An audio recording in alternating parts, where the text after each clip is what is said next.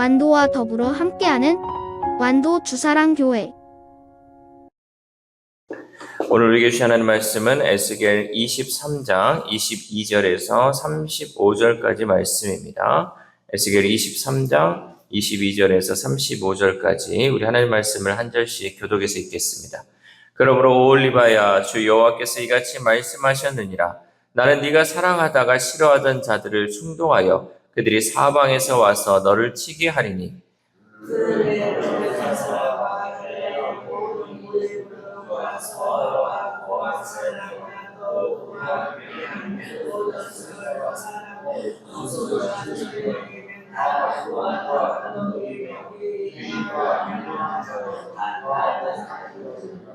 그들이 무기와 병거와 수레와 크고 작은 방패를 이끌고 투구 쓴 군대를 거느리고 치러 와서 너를 애워싸리라. 내가 재판을 그들에게 맡긴즉 그들이 그들의 법대로 너를 재판하리라.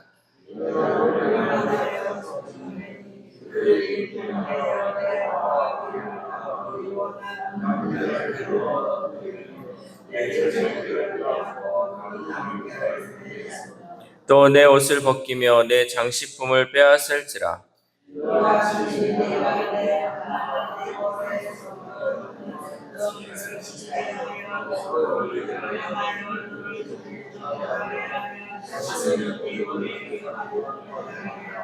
주 여호와께서 이같이 말씀하셨느니라. 나는 네가 미워하는 자와 내 마음에 싫어하는 자의 손에 너를 붙이리니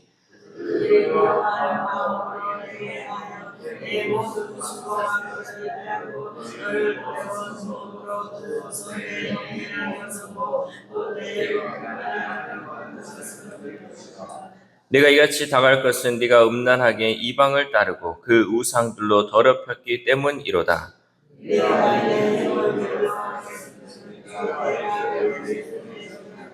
주 여호와께서 이같이 말씀하셨느니라. 깊고 크고 가득히 담긴 내 형의 잔을 네가 마시고 코웃음과 조롱을 당하리라.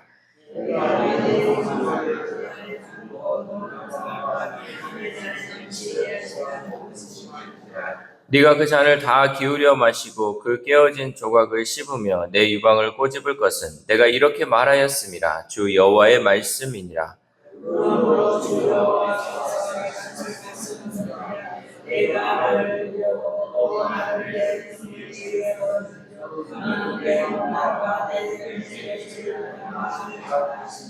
아멘. 할렐루야. 오늘도 하나님 주시는 말씀을 통하여 오늘 하루 하나님의 은혜로 살아가는 귀한 하루 되시기를 소망합니다.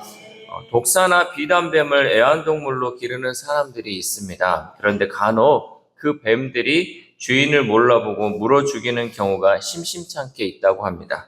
이것은 누구의 잘못일까요? 뱀의 잘못일까요? 주인의 잘못일까요?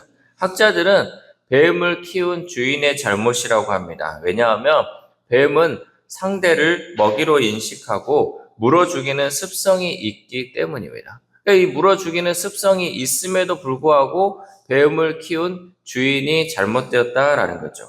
그런데 죄가 바로 뱀과 같습니다. 죄악은 우리가 아무리 길들이려고 해도 결국 주인을 잡아먹는 악한 맹수와 같다라는 사실이죠.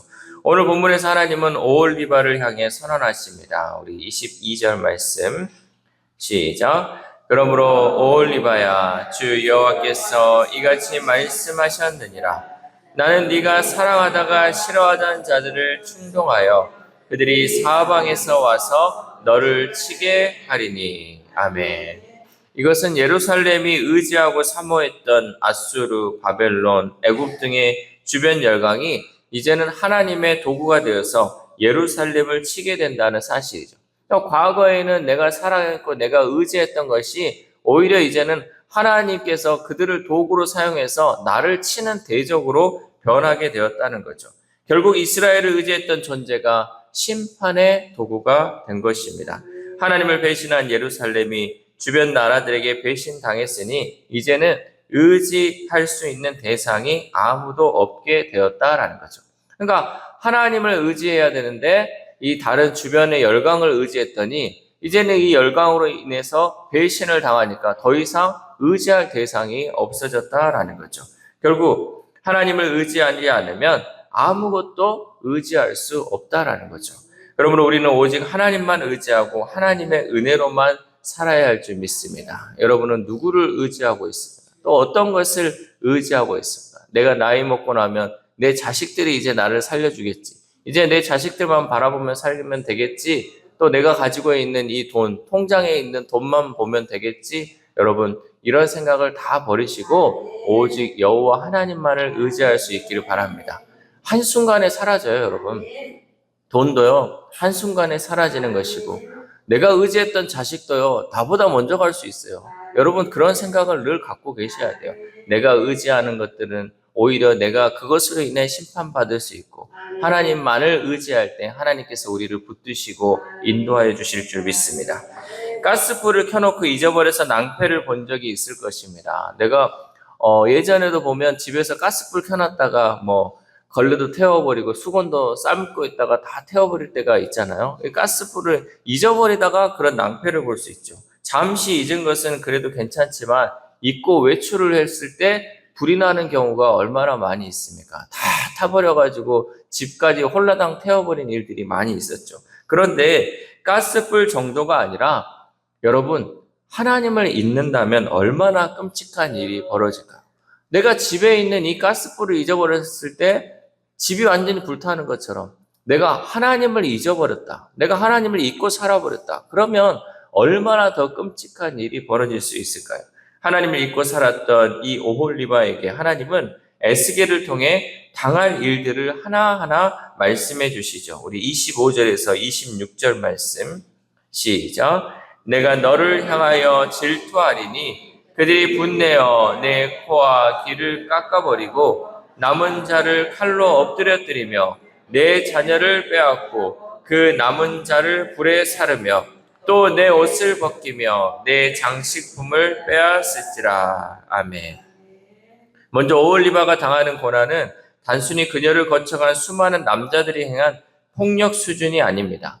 질투하시는 하나님은 오홀리바의 영적 간음에 대해 분노를 터뜨리시죠. 이런 상황에서 오홀리바가 하나님께 핑계를 댈 수 없는 이유는 하나님이 지속적으로 경고하고 돌이킬 것을 권면하셨지만 더욱더 심한 음행의 길을 걸어갔기 때문입니다.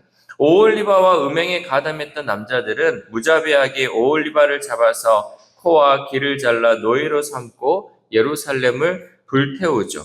과거에는 오홀리바가 스스로 옷을 벗고 음행했던 남자들이었습니다. 그러나 이제 그들에 의해 강제로 옷이 벗겨져 수치를 당하고 존귀한 지위도 박탈당하게 될 것이다 라고 하나님은 선포하시죠.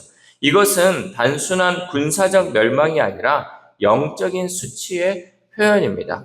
전쟁의 수탈 속에서 그들의 치부가 낱낱이 드러나게 된다는 사실입니다.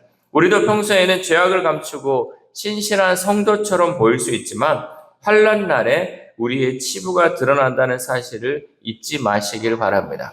여러분, 지금은 아무것도 안 보이죠. 지금은 내가 어떤 죄 가운데 살고 있는지 사람들이 모르니까, 그냥 이것이 드러나지 않으니까 그냥 잘 사는갑다라고 하지만 마지막 때, 환난의 때에는 내 모든 죄악과 치부가 다 드러나기 때문에 우리는 이 모든 것을 끊어야 한다는 거죠. 그러므로 우리는 눈에 보이지 않는다 하여 우리의 죄악을 감추며 살 것이 아니라 모든 것을 보시고 모든 것을 드러내시는 하나님 앞에서 온전하게 살아야 할 줄 믿습니다. 여러분, 눈에 보이지 않는다 하여서, 남들이 보고 있지 않는다 하여서 그게 드러나지 않는 것이 아니라 하나님은 지금도 CCTV를 통해서 다 보고 계세요. 우리의 마음속까지 꿰뚫어 보시는 하나님께서 그 모든 치부를 드러내실 때 얼마나 부끄럽겠습니까? 그러므로 여러분, 우리의 삶을 온전하게, 정결하게, 성결하게 주님 앞에 나아가야 할 줄 믿습니다. 그렇다면 하나님의 이러한 징계의 목적은 무엇입니까? 바로 예루살렘의 마음속에 남아있는 우상 숭배에 대한 미련을 끊기 위함입니다. 우리 27절 말씀 시작. 이와 같이 내가 네 음란과 애굽 땅에서부터 행음하던 것을 그치게 하여 너로 그들을 향하여 눈을 들지도 못하게 하며 다시는 애굽을 기억하지도 못하게 하리라. 아멘. 하나님께서 이렇게 이 오홀리바의 치부를 드러내시고 또 여러 가지 심판을 명하신 것은 네가 다시는 그 일을 하지 않기를 바라는 그 마음이었다라는 거죠. 그러니까 다시는 애굽을 기억하지도 못하게 하기 위해서 하나님께서는 이 일을 행하고 계신다는 거죠. 그러나 어리석은 사람은요, 죄의 끝을 볼 때까지 악행을 멈추지 않습니다. 그러니까 이 세상에도 보면요, 저거 이제 그만 멈춰도 될 것 같은데 멈추지 못하고 끝을 보는 사람이 있어요. 결국을 보는 사람들이 있다라는 거죠. 우리는 그것을 어리석은 사람이라고 해요. 그러나 지혜로운 사람은요, 끝을 보는 것이 아니라 어떠한 경고를 받았을 때, 또 이것이 멈춰야 할 때를 깨달을 때, 그것이 바로 지혜로운 사람이다라는 거죠. 하나님은 이러한 것을 잘 아시기에 그들이 그토록 사모하던 애굽의 배신을 통해 냉혹한 현실을 깨닫게 하신 것이죠. 어찌 보면 이것은 정말 고통스러운 일이지만 꼭 필요한 외과적 수술과도 같습니다. 그러므로 우리를 죽이는 암덩어리와 같은 죄를 덮어둘 것이 아니라 하나님의 말씀으로 과감하게 수술해서 도려낼 때 우리는 살아날 수 있을 줄 믿습니다. 여러분, 썩은 것은 어떻게 해야 돼요? 썩은 것은 도려내야 돼요. 우리가 뭐 과일이나 야채들도 마찬가지잖아요. 하나가 썩기 시작하면 어떻게 해요? 다 못 먹게 되는 거예요. 우리 몸도 마찬가지예요. 우리 몸에도 좋지 않은 것을요, 여러분, 과감하게 도려내는 그 수술이 필요하다는 거죠. 그렇지 않으면 이것이 전이 돼가지고 우리의 온 몸을 죽게 한다는 거예요. 마찬가지로 우리의 죄악된 습관도요, 작은 것이지만 그것이 결국 점점점 커져서 우리를 죽음으로 몰게 가는 것이고 우리를 사망의 길로 가게 한다는 것을 잊지 마시기를 바랍니다. 또한 하나님은 28절부터 바벨론을 유다의 심판자로 세우시는 이야기를 이어가시죠. 바벨론은 유다의 의복과 장식물을 빼앗고 벌거벗겨 그 부끄러움이 세상에 드러나게 합니다. 하나님은 남유다가 북이스라엘의 형태를 그대로 보였기에 북이스라엘이 겪은 심판과 파멸을 그대로 겪게 하겠다고 선언하십니다. 우리 31절 말씀 시작. 네가 내 형의 길로 행하였은즉 내가 그의 잔을 내 손에 주리라. 아멘. 그러니까 북이스라엘이 그 걸어갔던 길을 남유다가 그대로 걸어가고 있다는 거죠. 어리석게도 그 하지 말아야 할 것들을 그대로 본받아서 행하고 있는 모습을 보면서 네가 네 형의 길로 행하였은즉 내가 그의 잔을 내 손에 주리라 라고 했다는 거죠. 하나님은 이를 술이 담긴 잔을 마시는 것에 비유하는 것인데 그 과정에서 유다가 비웃음과 조롱, 놀람과 패망을 맛볼 것이라고 선언하고 계십니다. 이렇게 하나님을 잊어버리고 우상 숭배를 일삼았던 유다는 결국 죗값을 치러야 했습니다. 우리 35절 말씀 시작. 그러므로 주 여호와께서 이같이 말씀하셨느니라. 네가 나를 잊었고 또 나를 내 등 뒤에 버렸은즉 너는 내 음란과 내 음행의 죄를 담당할지니라 하시니라. 아멘. 죗값을 치르는 과정은 심히 고통스럽고 부끄러울 것입니다. 그런데 이것은 이스라엘만의 이야기가 아니라 혹시라도 내가 하나님 앞에서 부끄러운 죄를 짓고 있지만 지금까지 아무런 일이 일어나지 않았다면 여러분 자만하지 않기를 바랍니다. 내가 죄를 지었는데 하나님께서 그걸로 인해서 나를 벌하는 것이 없어. 이거 그냥 하나님이 나를 그냥 넘어가는 갑네? 그냥 여러분 이런 죄가 하나님 앞에서는 괜찮은 갑네? 하면서 여러분 자만하지 않아야 한다는 거죠. 왜냐하면 내가 자만하고 있을 때 그때가 바로 하나님의 심판이 임할 때이기 때문입니다. 그러니까 괜찮다 하고 있을 그때가 바로 심판의 때가 될 수 있다라는 거죠. 사랑하는 우리 사랑교회 성도 여러분, 하나님은 분명 오래 참으십니다. 우리는 그 기간을 은혜의 시기라고 합니다. 하나님이 참고 계시는 기간이 바로 은혜의 기간이라는 거죠.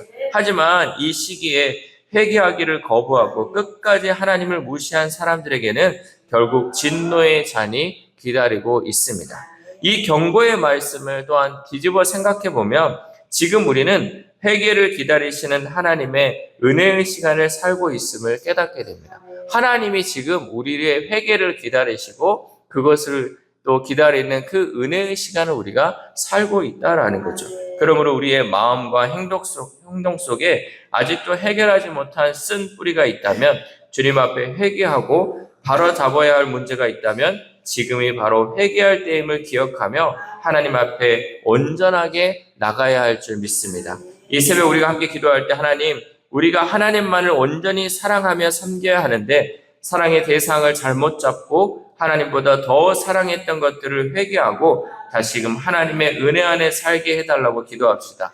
또한 오늘 하루를 살아감에 있어서 여전히 버리지 못하고 여전히 감추고 있는 우리의 죄된 습관과 행동들, 이제는 과감하게 하나님 앞에 내어놓고 대수술을 거쳐서라도 온전하게 하나님께 쓰임받는 삶을 살아가는 저 여러분 되시기를 주님의 이름으로 소망합니다. 기도하겠습니다. 하나님 감사합니다. 오늘도 말씀을 통하여서 우리의 삶의 자세를 어떻게 살아야 할지 말씀을 통해 깨닫게 하심에 감사를 드립니다. 하나님, 우리는 지금 평안하게 살고 있다 하여서 우리의 이 죄된 습관을 버리지 못하고 사는 삶이 얼마나 많이 있습니까? 그러나 오늘 말씀을 통해 보니 이 죄된 습관들, 또 내 안에 있는 이 작은 죄가 결국은 나를 죽음의 길로 인도하는 것을 보게 됩니다. 하나님, 이 은혜의 시간을 살 때 우리가 회개할 수 있도록 도와주옵소서.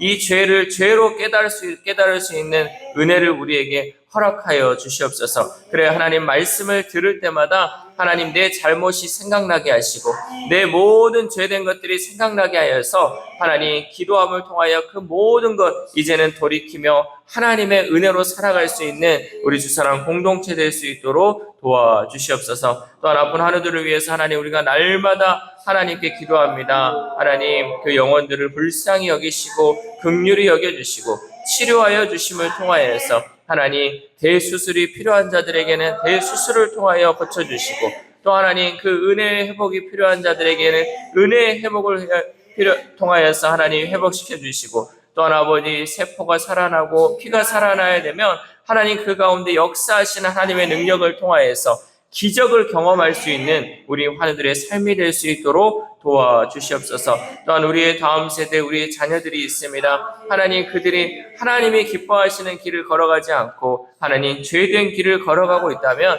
하나님 그 마음을 돌이켜 주셔서 이제는 하나님이 원하시고 하나님이 기뻐하는 삶을 살아갈 수 있도록 도와주시옵소서. 그래요, 그들의 입술 가운데 이제는 내가 주님의 기쁨이 되기를 원합니다. 이제는 주께서 나를 통하여서 하나님 놀라운 일을 행하기를 원합니다 라고 주님 기도하며 고백하며 나아가는 우리의 자녀들, 우리의 다음 세대들 될 수 있도록 도와주시옵소서. 또한 오늘 하루를 살아갑니다. 하나님 이 들은 말씀 한 귀로 듣고 한 귀로 흘려버리지 않게 하시고 이 말씀을 내 마음 깊이 새기게 하셔서 온전히 하나님 나를 사랑하시고 나를 인도하시는 그 하나님과 날마다 동행하며 하나님께 영광 올려드리는 귀한 시간 될 수 있도록 도와주시옵소서. 이 모든 말씀 우리를 구원하여 주신 예수 그리스도의 이름으로 기도드립니다. 아멘.